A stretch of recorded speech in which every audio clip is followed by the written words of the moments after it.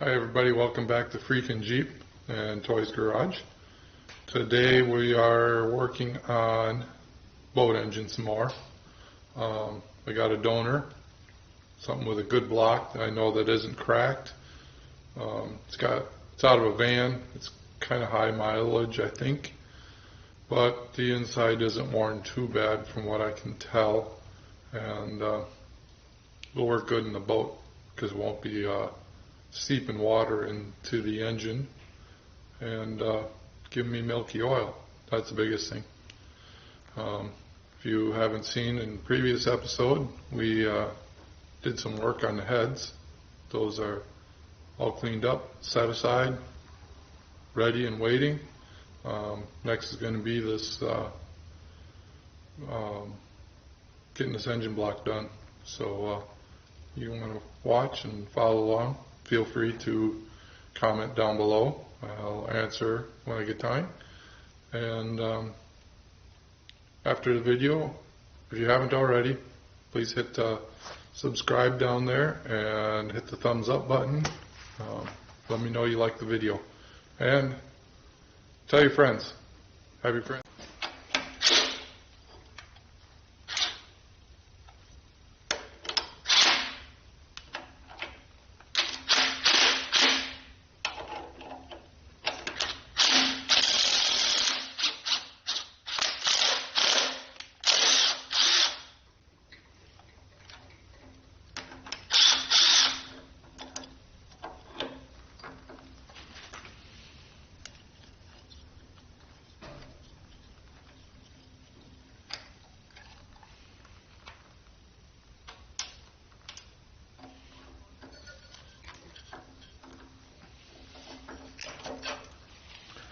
This engine's been sitting a while in a back room. I have no idea what to expect. Luckily it was stored inside though.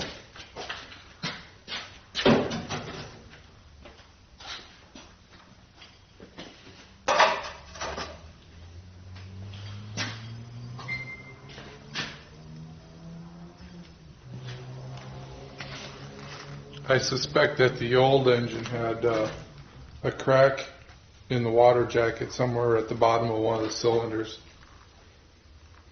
which isn't very ideal for keeping water out of the oil.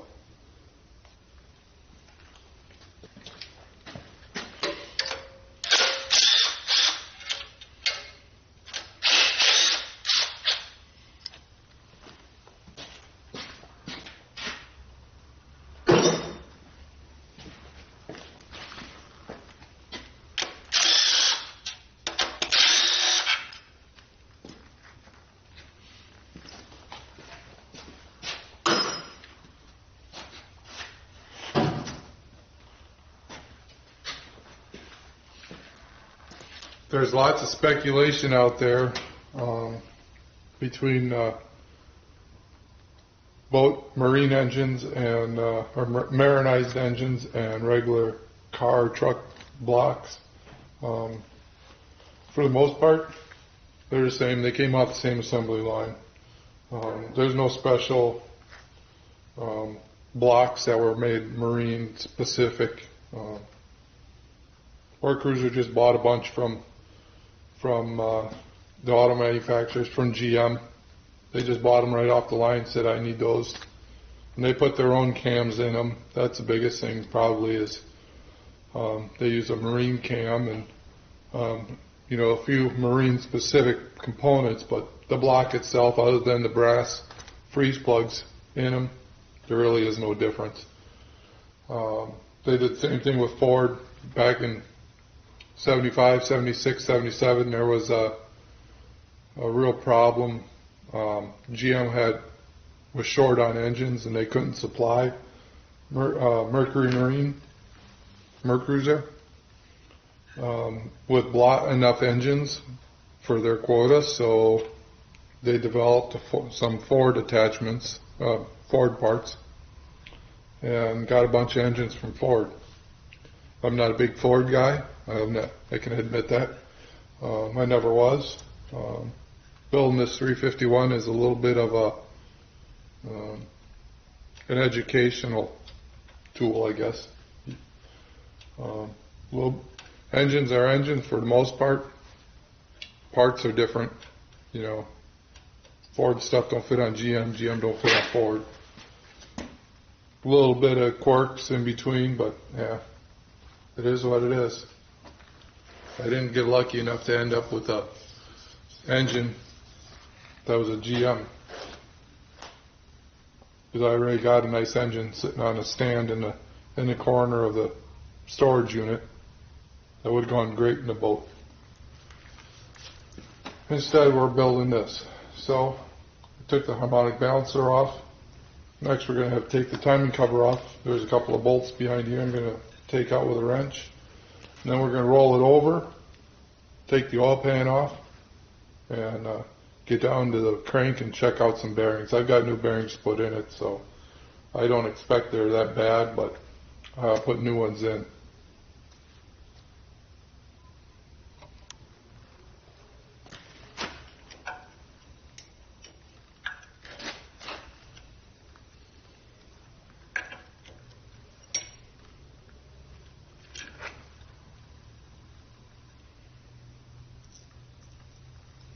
If anybody's curious, this is a 351 Windsor.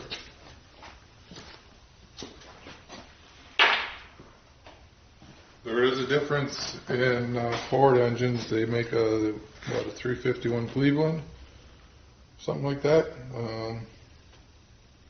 I don't quite know the differences myself because I'm not a Ford guy, but I know that the boat had a 302 in it and it was very anemic. And for the cost of upgrade parts to get more power out of the 302, I found a 351 marine engine originally, and that happens to be on the floor right here.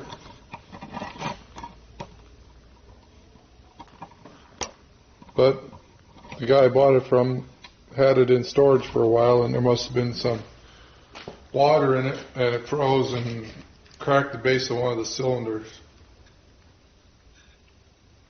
Nothing I can do about it. It is what it is.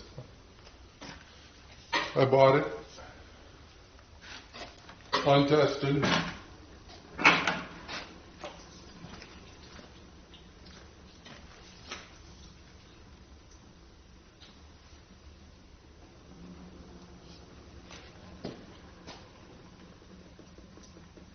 This was a fuel injected block. So the timing cover is a little different. There's no boss for a fuel pump on it. So there's a few little things that have to get changed. The holes in the back of the block for drains are plugged off with some plugs. I don't know if I can get those plugs out. I may have to drill them out and tap them. And then we'll put regular petcocks in there.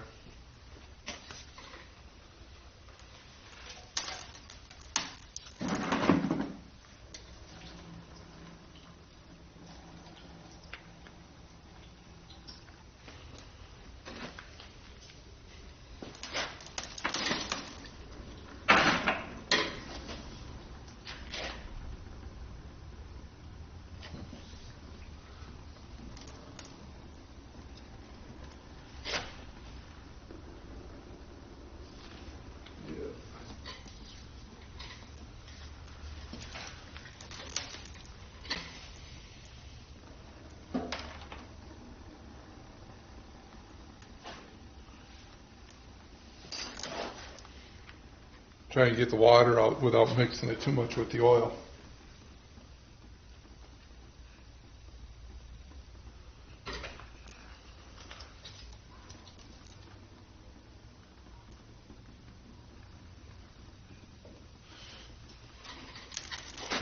Some reason oil and water don't mix. Go figure. Some of you people I've known there might mix the oil and water, don't care. You guys just take it to the recycling center and they take care of it. Here we recycle the antifreeze and the oil goes into the furnace. That's what heats our shop here in our cold winters.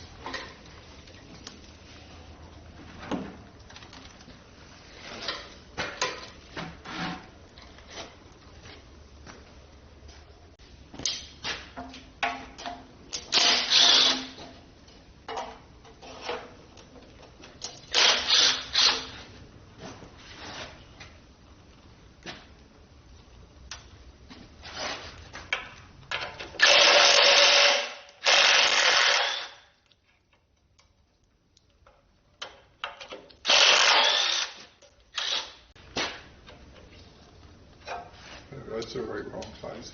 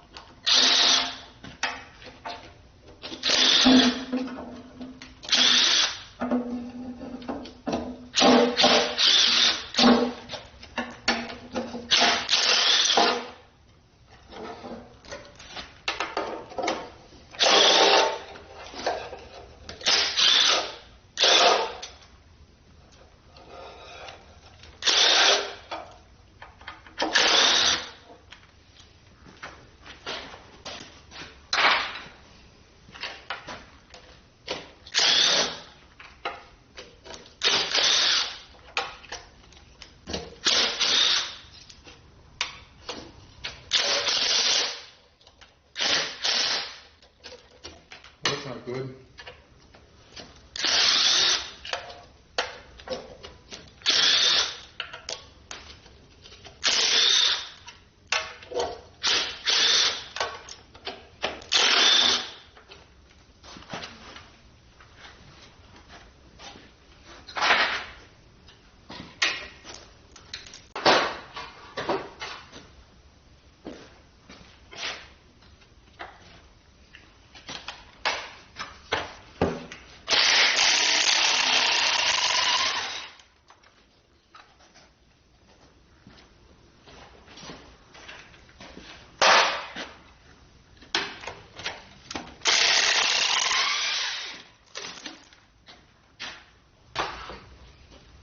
Try to do this without twisting too many bolts off or stripping them.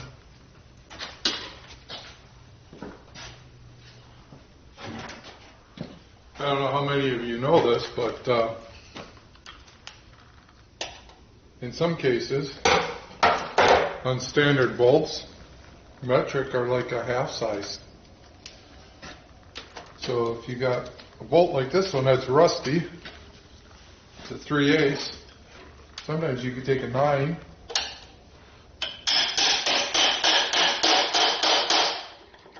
give a little love tap,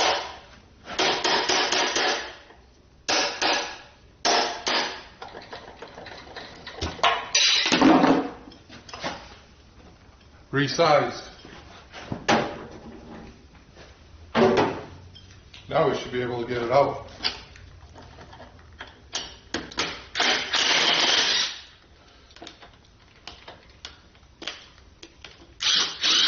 Yeah, how about that?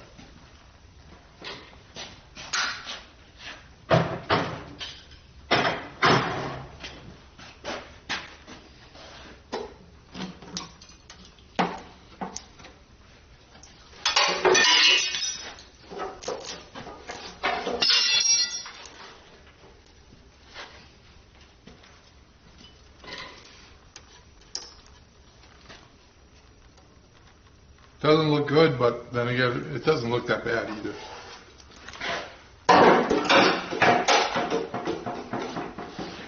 Just looks like it's been sitting a while.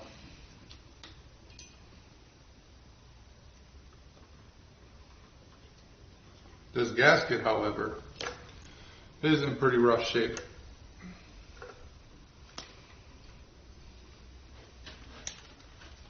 This one definitely is not getting reused.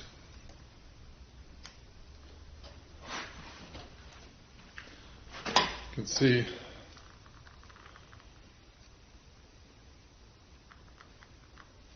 how deteriorated, I can't say that word today, deteriorated, how bad it is, rotten. It's kind of rubber, but it's so old it's splitting. Not supposed to be like that. The deterioration is. Next, we'll get this oil pump off of here.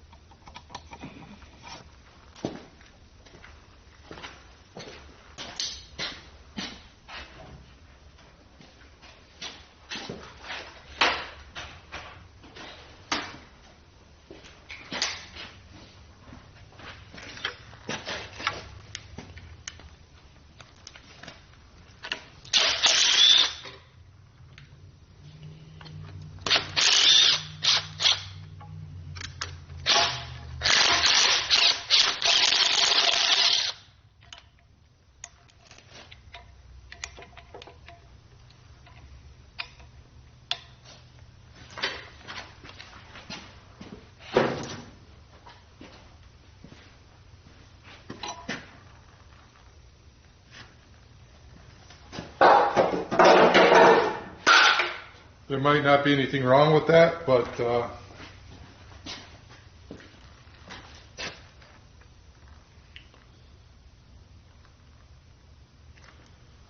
so I'm using the one from the boat.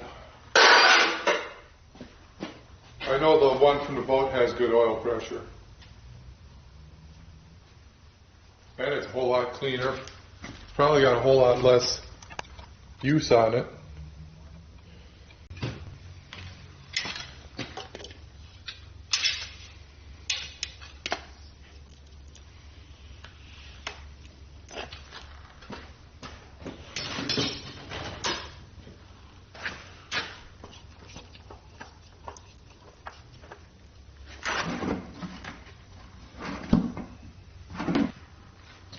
With this being an automotive block, all the freeze plugs in it are made out of steel. That's fine if you've got antifreeze in it. It's got a rust inhibitor in it. They don't rust through, but in a marine application, you don't have any of that rust inhibitor. Those will rust through pretty quickly. So I have a set of brass.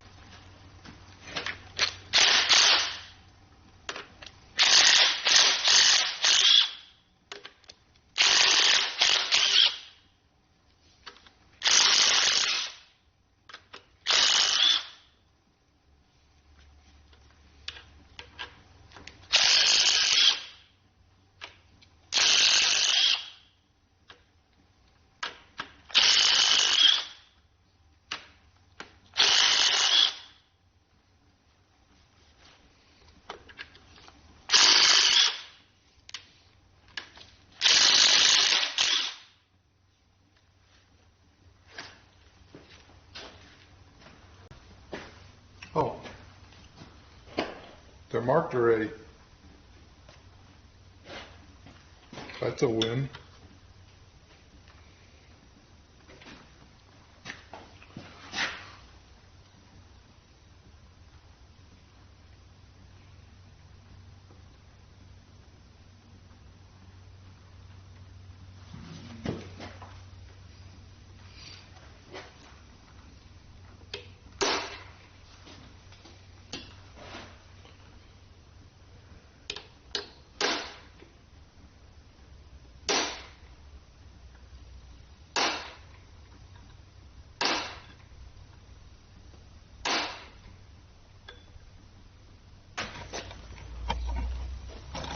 You guys want to see.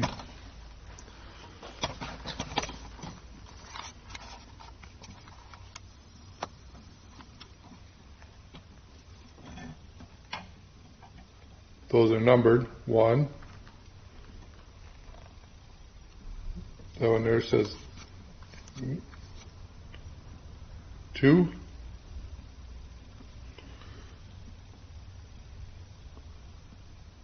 That one says 3. and so on.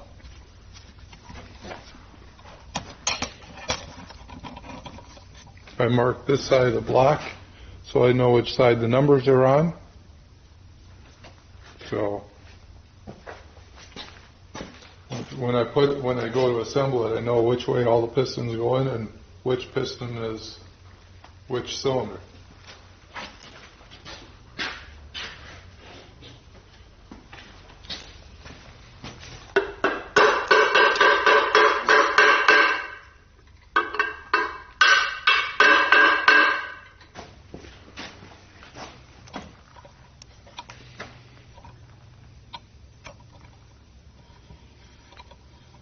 You can see right down here, you got one bolt that broke off from the water pump.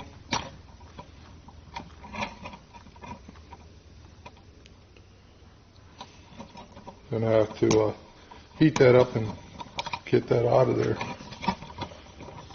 I want to see what these bearings look like though.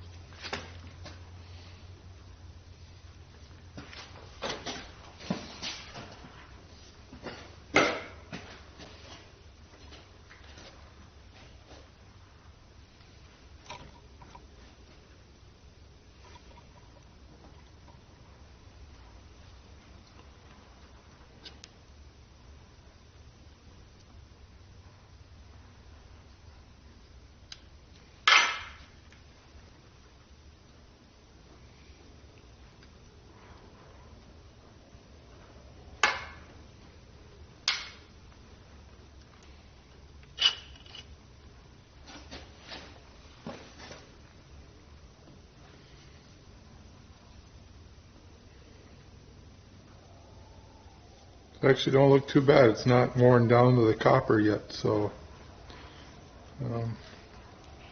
crank is nice and shiny, no Mars in it, so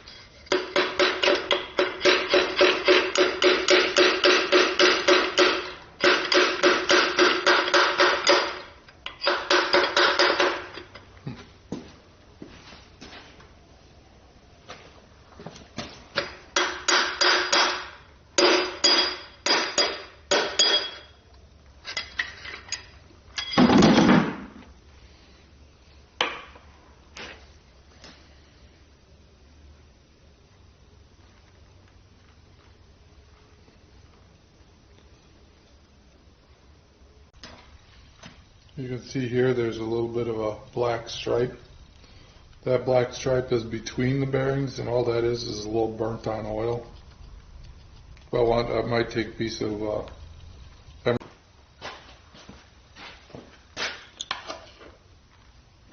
now on the downstroke, it pushes on the upper bearing in the piston, or in the rod. I have new bearings to put in on the crank here, both main and rods. And I also have new rings. I'll probably put, they're standard rings, I'll probably just hone this thing, and other than that, I'm not rebuilding this engine. I'm just giving it an overhaul so I know I'll be trouble free out on the water.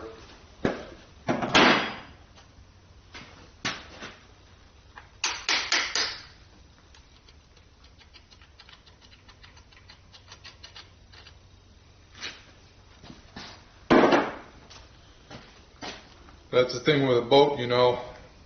It's one thing, you can put a car, you can piece it together, and hey, if something happens, you end up pulling over to the side of the road and going, shit, I need a tow truck now. You can usually call a tow truck, they come out and tow you away. Or you call a buddy with a trailer and you load it up. Unfortunately, with a boat, you can't just get out and walk. Find some help. Sometimes cell phone doesn't even, you don't have somebody to call. You got your ship-to-shore radio and that's about it. You can pray that somebody's listening.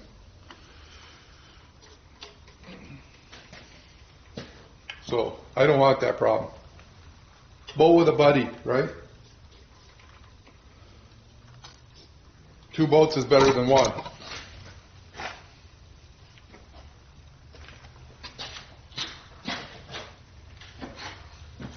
At least when you got an old boat.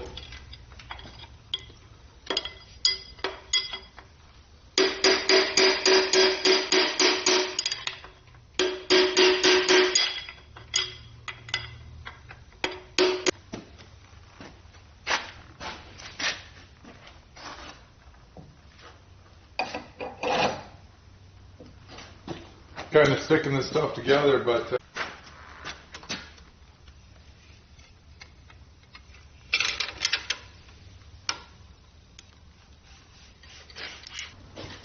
course it should turn pretty easy with half the pistons out of it.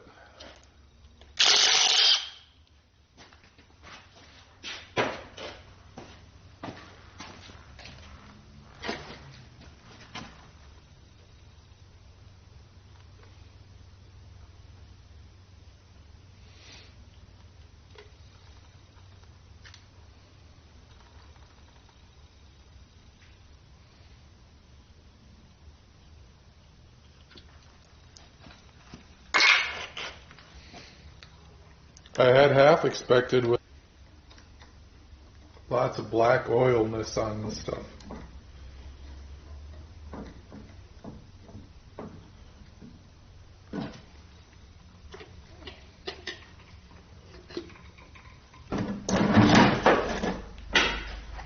Which is expected, being that this is probably a motor from the 80s, or an engine from the 80s. I don't know exactly what vehicle it came out of. Oil technology back in the 80s and 90s wasn't all that great yet.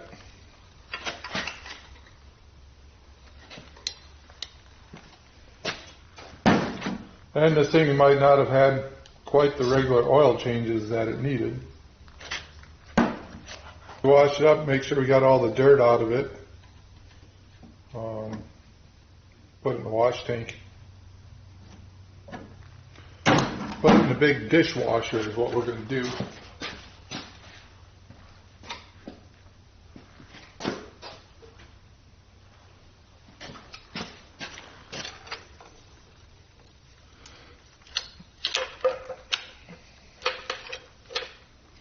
That way we can wash off a lot of this black gook, sludge, carbon, whatever you want to call it. A lot of that will come out.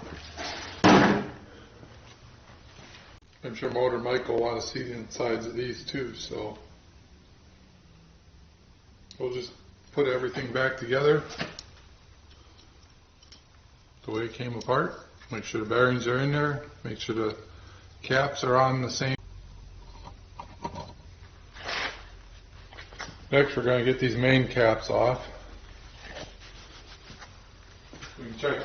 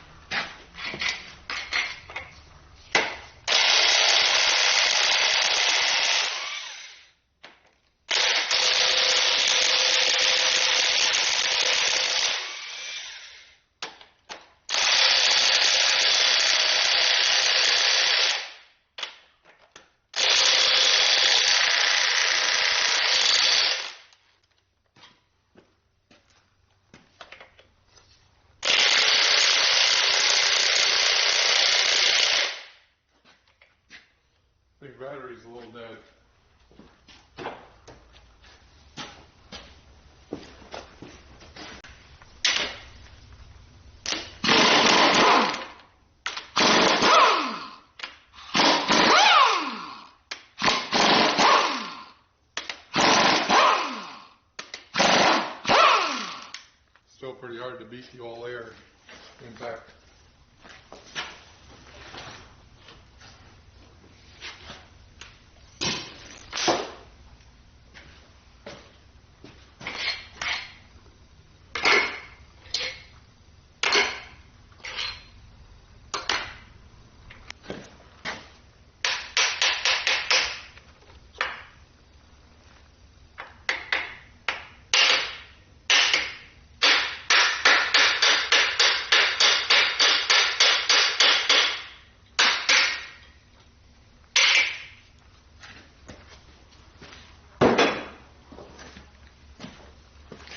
What do we got under number 1?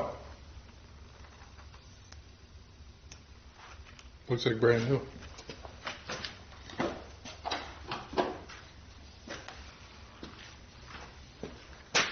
Not quite brand new, but well, I would reuse them if I didn't have new ones.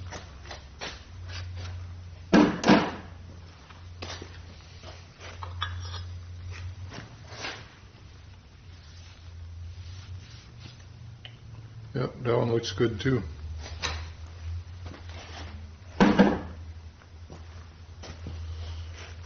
Number 3, see behind door number 3. Looks the same as the previous two. Very usable.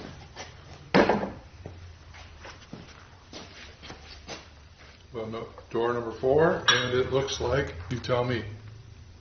Oh, let me wipe that off. Shiny, ain't it? Looks good to me.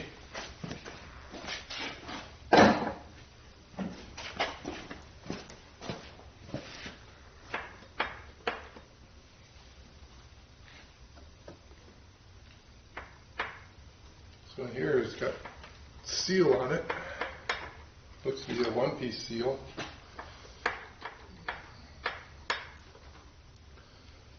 Ooh, there we go.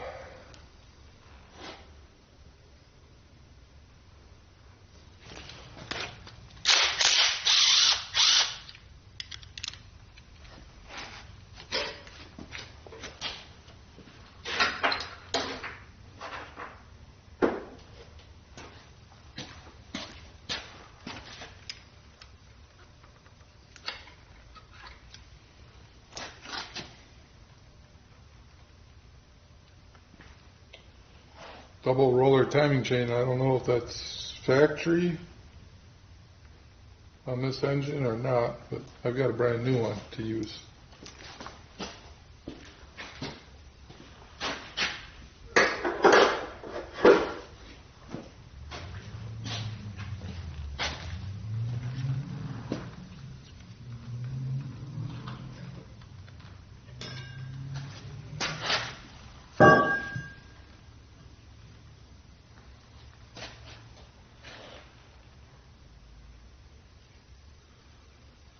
Those bearings all look good too in there.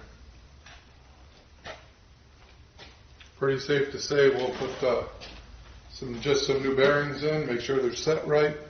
I'll definitely take the micrometer and read, see what the bearing race is sized at, make sure they're standard.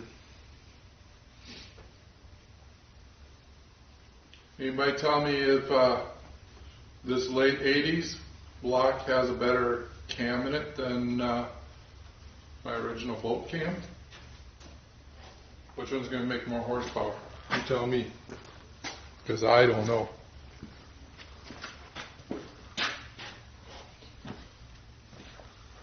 Of course, if you came to this channel looking for Jeep stuff, you might not care about this Ford. Then again, if you came to look at this Ford engine, you might not be here to look at Jeeps.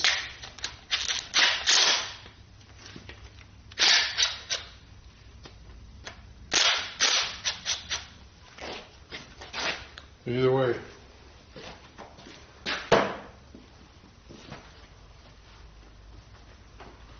This is just a standard 351 out of an old van. What I'm told. I don't know what year.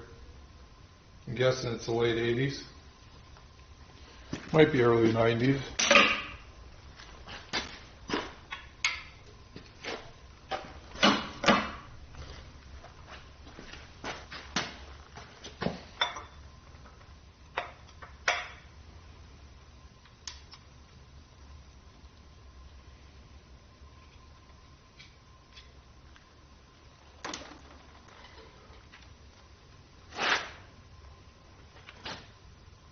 Couple of turns, make sure all the lifters are down.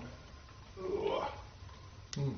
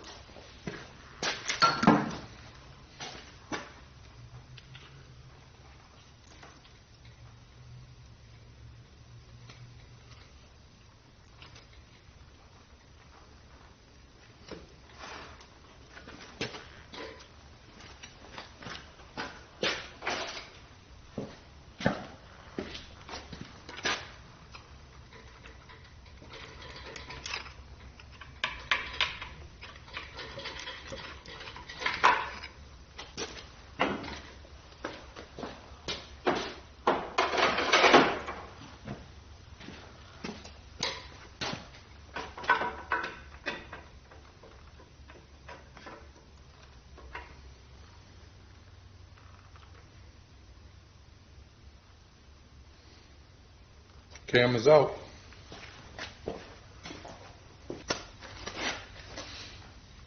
Alright, I'm going to call it a day for what I've gotten done.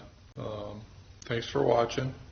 Remember, if you haven't already, hit like and in the bottom, the thumbs up. Hit subscribe and tell your friends. And come see us in the next episode, and always feel free to look back at the other episodes. Got a lot of Jeep stuff there, how-tos, and got the lift kit installed. You can even see the monkey mechanic putting together a carburetor in one of the other boat episodes. So take a look, enjoy, hit the thumbs up, and we'll see you next time.